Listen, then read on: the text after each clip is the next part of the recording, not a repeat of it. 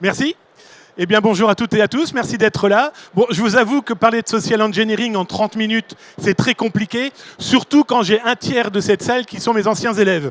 C'est toujours très drôle. Ce que je vais vous montrer là, on le travaille en 40 heures en cours. Donc autant dire qu'en 30 minutes, j'ai décidé de vous proposer un angle où on entend beaucoup parler du social engineering. On entend beaucoup parler par le phishing. Moi, je vais vous montrer des attaques de social engineering en temps réel. C'est vous mes cibles, avec bien sûr des choses qui sont que j'ai vécues, d'accord, mais que je ne vais pas mettre en place à 100%. On est légal, totalement, on est éthique, évidemment, et nous, les gentils hackers, on les laisse sur LinkedIn et Twitter. Voilà. Toujours est-il que, merci, je peux me permettre de bouger l'image ? Merci. Bon, d'abord, je voulais remercier notre présentateur d'avoir été présent. Ça ne fonctionne pas, c'est normal ? C'est moi qui... Non, c'est moi. Je débute en informatique. Je me présente rapidement. Je m'appelle Damien Bancal. J'ai 54 ans. Ça fait 40 ans que je documente le monde du cyber et surtout de la cybercriminalité. Bon, c'est simple. J'ai commencé à l'âge de 14 ans. Et dans cette cabine téléphonique au fin fond de l'Auvergne, j'entends quelqu'un hurler dedans. L'empathie m'a fait que je vais me rapprocher de cette personne pensant qu'elle allait mal. Non, il va m'expliquer comment, à 14 ans, pirater une cabine téléphonique. C'est à partir de ce moment-là où je me suis intéressé à qu'est-ce que le cybercrime.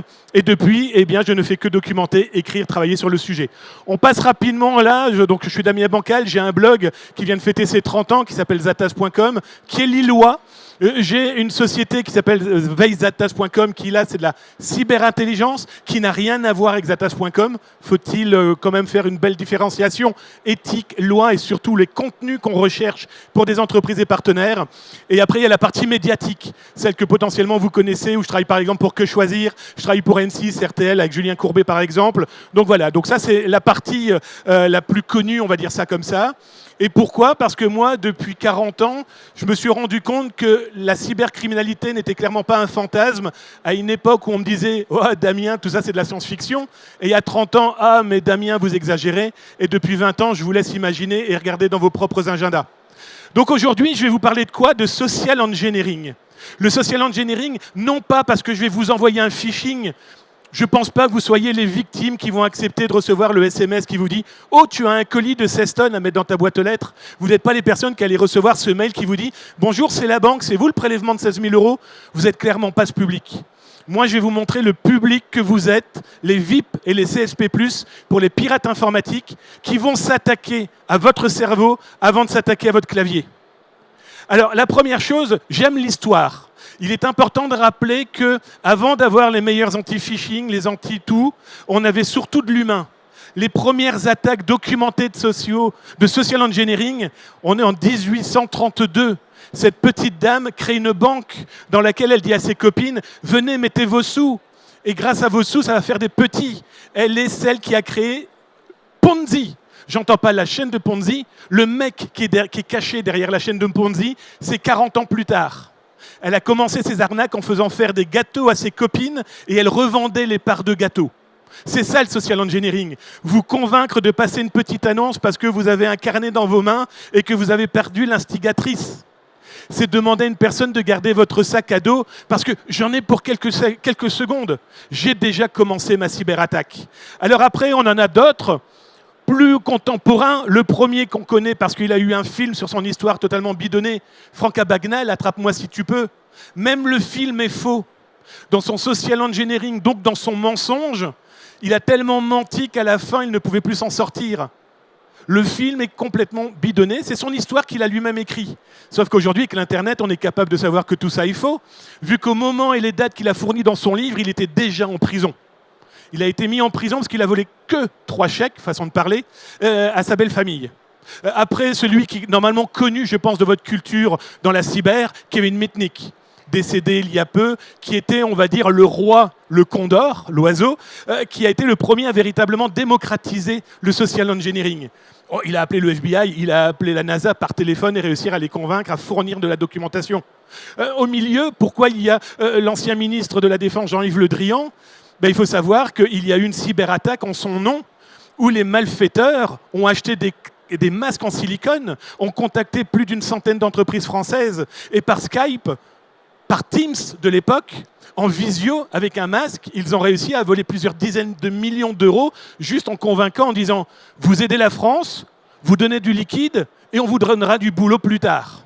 Le social engineering, c'est ça avant tout, se regarder dans les yeux. Alors ce que je vais vous montrer, comme je vous le disais, simulation tirée de cas concrets. La simulation que je vais vous faire là. Je vous ai fusionné pour ces 30 minutes tous des cas que j'ai vécus, mais aussi des cas que j'ai vécus au moment où je suis rentré dans cette salle, au moment où j'ai commencé à parler à certains.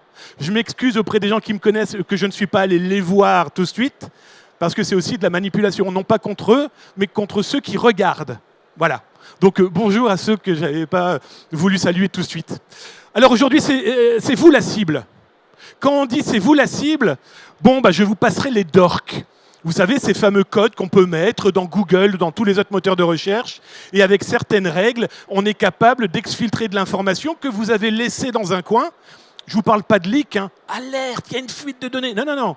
Celle que vous avez laissée dans un coin, dans un backup, chez un prestataire, ou tout simplement quelqu'un de membre de votre famille qui s'est dit « bon, bah, ces données ne sont pas bien graves ». Sauf qu'aujourd'hui, des moteurs de recherche sont capables de les retrouver depuis des décennies, et vous couplez ça avec l'IA, même votre identité que vous pensez avoir cachée sur X, on est capable de la remonter aujourd'hui avec certains prompts avec l'IA, et je ne vous parle pas de ChatGPT, hein, je vous parle de DeepSeek et autres cochonneries de ce genre-là. Alors bien sûr, ce que vous racontez, j'ai à un moment voulu mettre toutes les informations que j'ai collectées en 1 heure ici, sur tous vos messages LinkedIn, et être capable de cartographier une personne. C'est ce qu'on fait nous avec la société, avec veizatas.com. On cartographie une personne avec son autorisation, vous en doutez bien, hein, mais pour expliquer que tout ce que vous dites, tout ce que vous montrez, tout ce que vous partagez, on est capable de vous faire une cartographie de vous, ma cible, que je revendrai à un pirate informatique qui s'intéressera peut-être à votre CRM. Ça, c'est assez basique, c'est assez classique. Je vous ferai pas. Bonjour, c'est l'équipe technique. J'ai oublié de vous dire, je suis champion au Québec. Il y a le Hackfest, il y a une compétition de social engineering et j'ai gagné en 2024. Je remets mon titre cette année en 2026 et ils vont nous faire attaquer des entreprises dédiées à la nuit. Donc vous imaginez au Québec avec des sites internet à la nuit et c'est pour ça que vous aviez un téléphone où on appelle les entreprises pour qu'elles nous donnent toutes les informations par les questions qu'on va leur poser. Donc du coup, moi en tout cas, j'utilise plus la technique. Bonjour, c'est le service technique. On a un problème avec votre VPN. Vous pouviez me rappeler votre process, etc. Non. Ça, normalement, si vous avez été formé et éduqué, vous ne tombez plus, normalement, je dis bien, dans ce piège. Alors on peut maintenant se faire passer pour bonjour, c'est votre client. Mais là, je vais vous montrer une attaque. Comment je vais réussir à récupérer votre pièce d'identité si vous êtes parti dans un hôtel cet été. Ce que vous allez voir là est une histoire vraie. J'ai simplement caché le nom de l'hôtel. Vous êtes sur LinkedIn, vous êtes sur les réseaux sociaux et vos enfants, qui ont le même nom que vous, votre épouse ou votre époux, votre copain, votre copine, bref, commencent à expliquer que vos vacances sont génialissimes. Il fait beau, il y a du soleil. Ah, on ne donne pas l'hôtel. Ah, on ne donne pas le lieu. On est dans de l'osine de base, soyons très clairs. Je prends la photo, je cherche sur n'importe quel moteur de recherche et me voilà le roi de l'osine où je retrouve l'hôtel. Jusqu'ici, vous allez me dire, oui, c'est bien mignon, mais à quoi ça va vous servir, vous, le pirate? Alors les professionnels, d'ailleurs, il y a un superbe rendez-vous aussi dédié à l'osint. Pour les professionnels, c'est savoir si ce genre de données ne vont pas sortir pour une attaque interne du cerveau d'un employé. Qu'a fait le pirate? Oui, bonjour, je m'appelle Damien, vous allez bien? Excusez-moi, je suis venu cet été avec mes parents. Bon, alors, votre séjour était topissime. Ouais, vous avez toutes les infos. Hein. La piscine, ce qu'on y mange, ce qui est bien, voici le nom de mes parents, voilà qui je suis. Bon, je vous explique. Je n'ai pas osé en parler à mes parents. La semaine prochaine, je suis en voyage de classe. J'ai perdu ma pièce d'identité. Cette pièce d'identité, j'en ai besoin pour partir en voyage de classe. Je sais que vous avez fait un scan ou une photocopie de ma pièce d'identité. Est-ce que vous l'auriez gardée, s'il vous plaît? Nous sommes en France, d'accord? Donc déjà, tiens, à main levée, d'après vous, est-ce que l'hôtel a le droit de garder cette pièce d'identité qu'il a pu photographier le temps de mon séjour? Ceux qui pensent non, levez la main. OK. Ceux qui ne savent pas, levez la main. OK. Oui, ah d'accord, je comprends. Ben, ne vous inquiétez pas, la voici. Passez un bon séjour. Voilà comment on a été capable de récupérer une dizaine de cartes d'identité d'employés passés par un hôtel parce qu'ils étaient en séminaire. Amadoué, l'intervenant en face, qui ne sait pas à qui il a affaire, le piège s'est refermé contre cette personne. Deuxième attaque de social engineering que vous avez vécue. J'ai été capable de voir qui est gaucher, qui est droitier. Vous avez levé la main avec le bras qui permet de savoir où potentiellement vous cachez les éléments importants de votre corps. Testez pour les gauchers, testez pour les droitiers. Vous allez vous rendre compte que le bras qui protège, c'est celui potentiellement que vous n'allez pas lever. Ça fait partie des éléments qui permettent de détecter certains détails si je veux, non pas voler une clé USB, mais si je veux en placer dans l'une de vos poches, etc., etc. Alors aujourd'hui, c'est vous, ma cible. Je vous montre. Un petit détail, vous connaissez tous ce journal Capital. Capital, il y a 1 an et demi, sort un numéro dédié au placement 2024. Alors, ça pourrait être un spécial dédié à la cybersécurité. Nous avons des pirates informatiques qui ont acheté une pleine page dans ce journal. La voilà la pleine page. Ils ont acheté une pleine page dans un journal économique pour inciter les gens à qui veulent placer leur argent dans, par exemple, les parkings et tout ce qui va être chargeur de voiture, à les contacter par le QR code, par le téléphone. La mission est très claire, hein, collecter de la donnée. Nom, prénom, téléphone, potentiellement l'IP, bon, pourquoi pas le VPN, ça peut toujours être drôle. Bref, tous les éléments avant même que j'ai commencé à vous parler. Mais comme vous me fournissez des informations comme quoi vous êtes intéressé par l'aspect économique, par l'investissement, il sera beaucoup plus simple de vous plier d'abord par un courrier postal et ensuite un appel téléphonique. Alors imaginez si bien sûr on est capable de pouvoir interagir avec votre entourage proche, je parle de la famille, de vos enfants, de vos cousins. C'est une approche de cheval de Troie. Hein. Ulysse, il n'a rien fait d'autre qu'attaquer la ville de Troie avec un cheval de bois. Moi, le cheval de Troie, ça va être votre famille, par exemple. Alors, cette attaque-là, l'AMF, l'autorité des marchés financiers, en avait fait même un communiqué de presse pour alerter tout le monde. Je vous parle d'une attaque qui a 1 an et demi. Au moment où je vous parle, le site est toujours actif. On est toujours capable de collecter les informations que ces malveillants collectent. Pour la petite histoire, hein, ils ont un kit, ils ne l'ont pas réfléchi. Il y a un dossier qui s'appelle data blablabla, .text, et dedans, vous avez toutes les données des personnes qui continuent à croire en ce piège. Pas par le magazine Capital. Ça veut dire que ces gars ou ces filles, 50-50, hein, la parité chez les cybercriminels, sont en train de diffuser la même publicité quelque part en France, en Espagne ou en Allemagne, vu qu'on l'a retrouvé aussi en langue allemande. C'est ça le social engineering. J'ai commencé à vous voler de la donnée simplement par un journal, un magazine. Je cible, comme je l'explique à mes élèves, je leur apprends à aimer celui qu'ils vont tuer.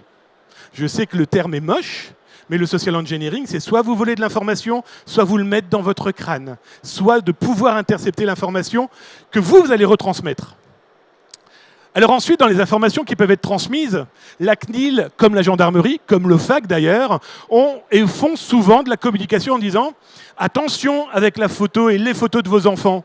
Alors bien sûr, on va tout de suite penser à tout ce qui va être la lutte contre la pédopornographie. Ça paraît évident. Oui, sauf que si vous avez un peu compris mon cheminement, l'enfant va me servir potentiellement à attaquer votre entreprise. Exemple très concret. Hier, c'est vous. Copain d'avant, qui aujourd'hui, réfléchissez-y, qui sait où se trouve votre photo de classe sur Copain d'avant? Qui a déjà réfléchi à les faire retirer sur Copain d'avant? Ok. Qui est sur Copain d'avant? Ok. Qui va avoir peur dans ce que je vais lui montrer là maintenant? Non, mais pour vous dire qu'une photo d'hier me permet de sortir les noms et les prénoms d'aujourd'hui. Les noms et prénoms d'aujourd'hui me permettent de sortir l'intégralité des informations de l'entreprise. De ce petit minot qui, en 95, j'étais élève avec lui. Tu te souviens pas de moi, Florent? Comment tu vas? Écoute, moi, je suis dans Schnorr, ça va vachement bien. On se fait une petite fricadelle. C'est comme ça que j'ai gagné à Québec, hein, je vous le dis en prenant l'accent de Schnorr, hein, ça marche bien. La personne va se faire plier. On a un général 3 étoiles italien qui s'est fait voler 200 000 € comme ça. Une amie de collège qui était ni une fille, ni de son ancien collège, qui a réussi à le convaincre pendant quelques semaines à le piéger. Aujourd'hui, infiltrer des groupes de pirates comme on peut le faire, ça ne se fait pas en un coup de LinkedIn ou en un coup de Twitter. Hein. De toute façon, je vais vous le montrer là en vidéo. Vous allez voir une vidéo que personne n'a jamais vue ailleurs. Des groupes qu'on voit en ce moment où on parle beaucoup de leur fuite de données. Il y en a certains, ils sont infiltrés depuis 5 ans. J'ai même des étudiants, s'ils se souviennent bien, on a travaillé sur leur cas. C'est pour vous dire qu'aujourd'hui, travailler l'humain, c'est peut-être un gars qui est en photo et qui... Donc moi, je parle à vous, l'entreprise. Mais rechercher une actualité, c'est aussi par des choses totalement bénignes. Aujourd'hui, cette photo a exactement 48 heures. C'est des parents d'un collège qui m'ont demandé de le faire. Cette photo paraît totalement anodine, c'est une photo de classe. Tout va bien dans cette photo de classe. Mais le problème, c'est que, bon, j'ai caviardé, vous l'aurez bien compris, l'école. Oui, mais le problème, c'est que j'ai la classe, j'ai les photos, c'est moi qui ai caviardé les visages, hein. J'ai leur langue, mais j'ai aussi, comme c'est sur les réseaux sociaux, ben oui, vous les parents, vous acceptez que l'école diffuse des photos, des vidéos de vos enfants? C'est pour montrer le dynamisme de l'école. Oui, super. Le problème, c'est qu'aujourd'hui, on n'est plus dans les années 80. Hein. Aujourd'hui, moi, je fais ça, le pirate. Je récupère tous les j'aime. Je récupère ma cible professionnelle. Là, la photo, c'est moi qui l'ai caviardée. C'est la photo de la jeune fille qui a 16 ans et qui est en fait en photo avec la façade de l'entreprise de ses parents. Moi, à partir de là, je m'intéresse à sa passion, cette jeune fille. Je retrouve qu'elle aime l'équitation. Je m'intéresse à ses copines. Oui, bah écoutez, c'est simple. Hein. Toutes les images de ses copines se retrouvent sur Internet. Je vais choisir les plus vieilles et surtout celles qui font pas gaffe sur les photos un peu olé qu'elles utilisent et paf le chien. J'attaque la jeune fille, je la fais plier, je fais du social engineering en lui disant si tu veux pas que tes parents s'en mêlent, eh bien on va faire comme à Dunkerque, on va faire rigodon à deux et tu vas me passer certains éléments, soit ta copine, soit une clé USB, ne t'inquiète pas, tout ira bien et on oublie tout. Ce cas-là vient d'être vécu. Il faut vous dire que les criminels, quels qu'ils soient, et on n'a pas besoin de les voir venir de Corée du Nord, d'Afrique ou je ne sais trop où, ça peut être votre voisin ou un collègue qui ne vous aime pas. Alors à partir de ces éléments-là, on pourrait se dire oui, mais retrouver la personne, c'est quand même pas simple. Ben, vous savez, on est capable de retrouver des porte-avions. Donc si on est capable de retrouver des porte-avions, je vais être très honnête avec vous, une gamine avec son adresse au centimètre près, c'est un jeu d'enfant. Donc du coup, j'ai montré aux parents à cette jeune fille qui était harcelée par un pervers qui, à 3h du matin, est venu devant sa fenêtre avec son zizi à la main. Vous comprenez la panique de la jeune fille et des parents. Je leur ai expliqué, voilà comment son sec-hop était un peu moche de la jeune fille. Ouais, mais c'est pas leur métier. Oui, mais vous, votre métier, si, c'est de vous protéger sous cette forme-là. Alors, on a taquiné notre marine nationale, on va taquiner la marine américaine ou la petite flèche. Ce sont deux officiers de la marine américaine qui ont caché une antenne Starlink sur le bateau ultra secret. Ben oui, parce que notre connexion Internet, elle n'était pas rapide. Voilà, c'est pour vous expliquer aussi que c'est bien beau de taper sur notre Charles de Gaulle et ce marin. Il y a pire, mais au moins s'informer, c'est sécuriser. Et alerter les autres, c'est les protéger. Alors là, vous avez compris que par vos enfants, par vos collègues, par ce que vous dites, mais aussi par la manipulation qu'une personne peut faire à votre rencontre, ne pas être paranoïa. La paranoïa vous fera faire beaucoup plus de bêtises, mais être prudent. Pourquoi ? Parce qu'aujourd'hui, on a des groupes de pirates informatiques qui font du swatting, qui font du homejacking. Vous allez très vite comprendre pourquoi je parle de homejacking. Quel est le rapport entre un pirate informatique, le social engineering et le homejacking ? Ben, je vais vous le montrer là. Vous vous souvenez, là, cette année, que ce soit l'OFAC, nos policiers et policières de l'OFAC ou de la gendarmerie, on a quand même une trentaine de personnes qui ont failli se faire enlever ou qui ont été enlevées parce qu'ils avaient de la crypto. Alors, comment ils ont eu ces informations ? Social engineering, OSINT et Bébert, les fuites de données. Là, vous avez le courrier d'un pirate informatique qui réclamait 15% à ses potes. Oui, moi j'ai laissé les pseudonymes. C'est pour ça qu'on ne l'a jamais vu ça ailleurs. Ça sont les 3 pseudonymes des pirates informatiques qui ont participé au homejacking, qui pour eux allaient enlever une gamine ou allaient faire, c'est simple, tabasser des gens pour voler de la crypto-monnaie. Là, le pirate qui leur a vendu la base de données a voulu les faire chanter. Les faire chanter en disant moi, ils ne m'ont pas donné les 15% promis, eh bien, si vous voulez, je balance tout sur eux. Voilà, on est face à ce genre d'éléments. Donc si vous ne travaillez pas ce social engineering, donc tout l'environnement numérique et social que vous produisez directement et indirectement, dites-vous que le danger, malheureusement, aujourd'hui, il est à nos portes. Alors je vais juste faire un petit aparté. Vous me voyez tout à l'heure troller sur tous ces lanceurs d'alerte sur LinkedIn et Twitter et compagnie.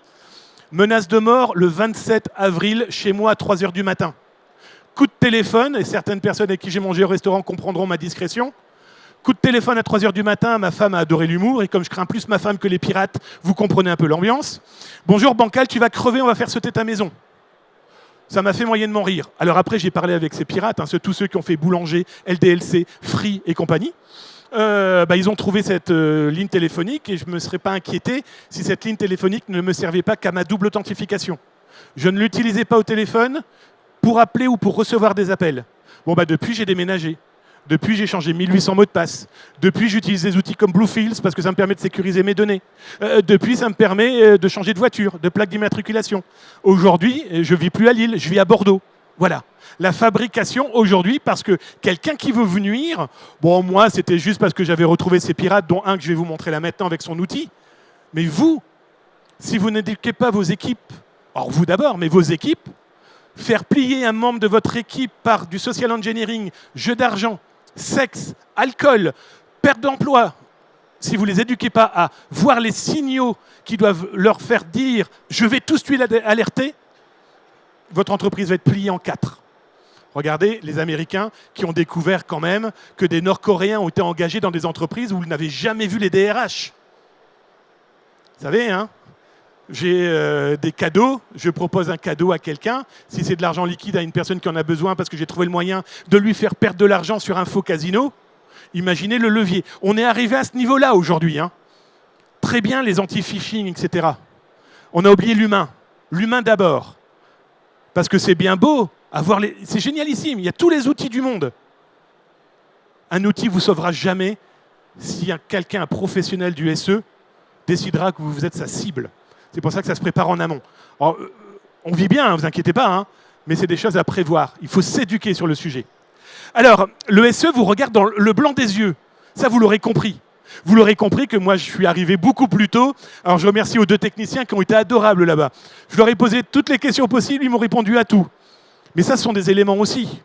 Attention quand on organise. Alors, notre présentateur qui était adorable, alors il a vu après qui j'étais, mais il a participé à mon attaque. Merci monsieur, il a participé à mon attaque. Vous pouvez garder mon sac. Faites ça dans le TGV. D'une personne que vous voulez nuire. Je vous explique. Vous êtes en concurrence et au FIC, vous allez rencontrer une société, eTrust par exemple. Et vous êtes tous les deux sur le marché.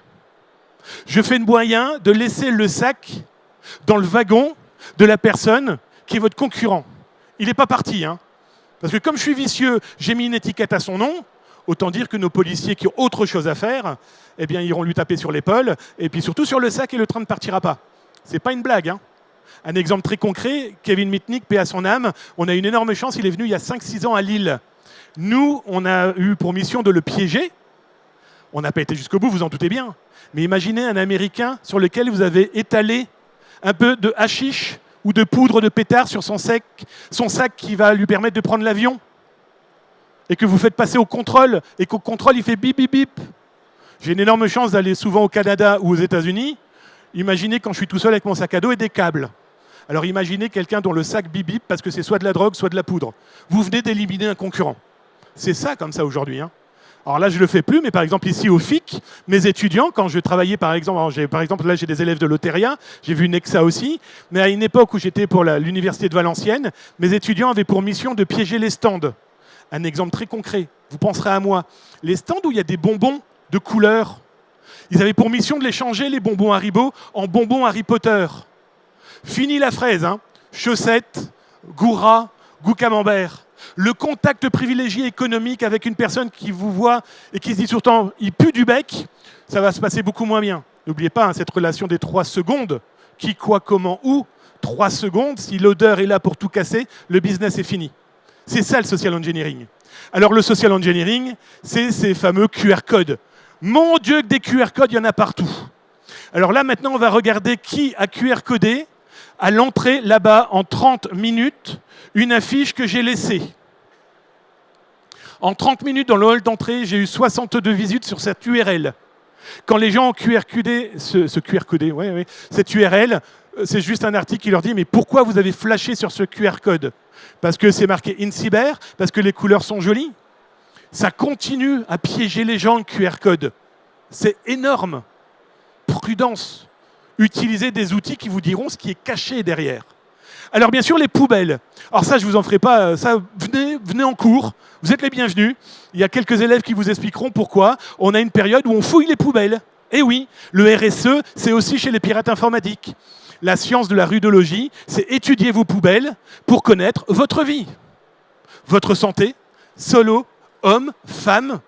Est-ce que ce n'est pas la bonne période pour la dame? Est-ce que pour l'homme, ça ne va pas pour X raisons? Est-ce que vous mangez? En social engineering, c'est savoir à quel moment je vais pouvoir vous perturber. santé, chaleur, précipitation, ou le document parce que « Oh, je suis en télétravail !» Et puis vous faites des boulettes de papier que vous mettez à la poubelle. Qui ici a un broyeur de papier à sa maison? Bon, c'est pas beaucoup, c'est déjà pas mal. Qui éduque ses enfants à broyer les papiers à la maison? Oui, mais vous trichez, vous n'avez pas d'enfants. Mais non, c'était... On a la chance d'avoir... il se présentera pas, M. Loutenau, ancien du ministère de la Santé et des Affaires sociales, qui a été le grand patron de la cyber. C'est pour ça que je lui fais un peu de lèche, parce que elle monnaie. Hein. Mais plus sérieusement, voilà, ce sont des éléments qui, ce sont des éléments qui, dans la manipulation, vous fera tomber si vous vous éduquez pas. Donc la poubelle est un élément important. Alors ça va faire sourire mes étudiants. Moi, je suis un prof un peu particulier, on ne fait que du SE. Pas que. Dark Web, communication de crise, SE, etc. Mais ils ont le droit de tricher pendant les DS. Ils ont le droit de tricher pendant les TP. Et j'ai un élève dans une des écoles, c'est simple, hein, ils ont 100 points. Pour 10 points de plus, ils trichent. Et si je ne les vois pas, ils ont 10 points de plus. Si je les vois, par contre, mais ils doivent m'expliquer à la fin comment tricher. Je vous montre comment un étudiant, pour simplement 10 points, la structure intellectuelle qu'il a mise en place. Alors imaginez, Popov, à l'Est, John, à l'Ouest, qui vous voulez autour de nous, en fait, hein, soyons très clairs, sera capable de mettre en place pour vous piéger. Il a acheté une montre de 5 €. Il a fait un trou dedans. Il a mis une caméra. Sa caméra est reliée à un Raspberry Wi-Fi. L'ensemble est connecté à ChatGPT. Pendant les 40 heures, ils pourront vous le dire, les étudiants, si vous les croisez, je leur fais croire dès le début, ça va être un quiz de 200, 500 questions, je ne sais plus trop, je ne sais plus combien de questions, enfin bref. J'ai des étudiants qui ont de la société Laverna. Voilà, je les vends parce que je suis super fier d'eux. Voilà, j'ai fait de la pub pour eux. Et toujours est-il que je leur fais croire pendant 40 heures qu'ils vont avoir un quiz de 200 questions. Donc autant dire, les méthodes de tricherie, je les vois venir à 15 km. Et le jour de ce quiz, il a mis une caméra, et puis filmé, photographié le quiz. Ça a envoyé les questions sur ChatGPT, et ChatGPT lui a renvoyé les réponses dans sa chaussure. Sauf que moi, je m'appelle Bancal, je vous le rappelle. Au bout de 15 minutes, je dis hey, « on arrête tout !» Eh ben, c'est pas le quiz, le SE. Et là, j'ai un gars, il se lève à la Khrouchtchev, il prend sa basket et poum sur la table. Ben, je lui dis, bon, il s'appelait pas Rodolphe, hein, mais je lui dis, mais vous arrive quoi, Rodolphe? Ben, monsieur, qu'est-ce qui se passe? Vous avez essayé de tricher. Et il m'a expliqué son process. Pourquoi il s'est levé, il a claqué sa chaussure, non pas par colère, mais par douleur. Il recevait, oui, un pic dans son talon. Non, c'était 2 pics. Il était à sa 40e question, son pied commençait déjà à être en sang. Voilà, je suis capable d'aller jusque-là, mais je m'arrête très vite. Mais eux aussi, alors eux, ce sont des bienveillants, ce sont eux les vrais hackers éthiques. Hein, pas de gentils hackers ou de conneries comme ça. Non, ce sont des vrais professionnels qui ont cet état d'esprit-là. Et d'autant plus dans le social engineering. Je ne vende pas au terrien, mais excellente école. Je ne vende pas Nexa, excellente école. Pourquoi? Parce qu'ils ont du SE, en plus de toute la technologie et le savoir qu'ils ont déjà en tête. Alors, on a cette espèce-là. Et mon petit cahier, je vais quand même vous le présenter. Pourrais-je avoir le petit cahier rose, s'il vous plaît? Oui, c'est celui-ci, oui. Ah, vous l'avez ouvert, je l'ai vu. Bon, ce petit cahier, alors merci. La première approche, ça, voici une attaque. Oui, j'aime le rose et j'aime les dinos. Il y a un problème. Mais plus sérieusement, je vais vous montrer dans mon cahier tout ce qui est piège. Bon, d'abord, alors c'est très bien, d'ailleurs, je pense à ça. Vous n'avez pas donné son nom. Non, mais il y a son nom et son numéro de téléphone. Bon, petite information, il y en a 2 autres qui se promènent. On m'a déjà appelé, mon téléphone sonne depuis tout à l'heure. Hein. Pourquoi? Parce que je m'appelle Valentine. Que Valentine, elle a mis donc toute sa vie, hein, ce que vous notez dans vos carnets. Elle a mis ses photos. Donc une belle gosse, donc autant dire que les mecs qui m'appellent, soit c'est des charros, soit c'est des gens qui ont la main sur le cœur. J'ai comme un doute, je vais être très honnête avec vous. Donc ça veut dire que potentiellement, comme il est loin de chez lui, et qu'il a oublié que son alliance devait normalement lui permettre de respecter et son engagement et sa femme, on va peut-être pouvoir le manipuler, camarade. Bon, blablabla, etc. Après, il y a des QR codes, il y a du NFC. Ça, c'est une attaque NFC. Si vous voulez le tester après, vous mettez votre téléphone, vous aurez un message. Bon, c'est un message troll de ma part, hein, mais c'est pas négligeable. Donc dedans, vous avez des faux tickets train et aussi sa carte d'hôtel. Bref, tout ça est piège. Les carnets que vous avez là, toutes les notes que vous prenez, ne les perdez jamais de vue. Parce que vous griffonnez, ça montre un état intellectuel d'énervement que je peux manipuler. Vous avez peut-être noté des numéros de téléphone, des cartes que vous avez récupérées de visite, de « Ah oui, je ne dois pas oublier ». Vous venez de recevoir un SMS et comme vous effacez tout parce que vous avez un téléphone qui se jette, eh bien, vous pouvez récupérer les... Voilà. Attention, c'est ça le social engineering. J'ai même pas encore commencé à vous envoyer un mail. Donc autant dire que vous comprenez qu'avec ces éléments-là, en plus, j'ai plus besoin du mail. Et je finirai par cette vidéo. Alors vous pouvez la filmer si vous voulez. Vous n'en aurez pas beaucoup plus dans le fond, c'est la forme. C'est pour vous expliquer aujourd'hui que l'outil que je vais vous montrer est un outil utilisé par des pirates informatiques depuis 4 ans. Alors je peux les citer, hein. C'est ceux qui ont fait par exemple LDLC, Boulanger, Free, La Poste, pas La Poste, Colis Privé, qui ont fait dernièrement les CRM les plus connus, que ce soit à l'international ou en France. Ce que je vais vous montrer là, c'est leur outil. Et j'ai fait 2 arrêts sur image. C'est vous faire comprendre qu'ils ont dans leurs mains aujourd'hui, pas 1000, pas 2000, pas 5000, mais plus de 15 000 bases de données qu'ils ont volées, exfiltrées. Nous, notre boulot avec ma société, veizatas.com, c'est d'alerter l'entreprise pour dire « je crois que vous êtes dans leurs mains ». Alors, je ne vous expliquerai pas comment, ce n'est pas mon rôle de le faire ici. On le fait si jamais ça vous intéresse plus professionnellement, avec des signatures de NDA et de contrôle de l'information, vous et moi. Mais nous, notre mission est d'infiltrer et de trouver ce genre d'outils. Là, vous allez voir, il tape, c'est le pirate qui le tape. Il tape le prénom d'un monsieur qui s'appelle Frédéric. Il tape Frédéric. Là, j'ai flouté tout ce qu'on ne peut pas voir, dont l'intégralité de la vie de Frédéric. Ça, c'est plus de 5500 bases de données, plus des accès directs au CRM de certaines entreprises au moment de la capture.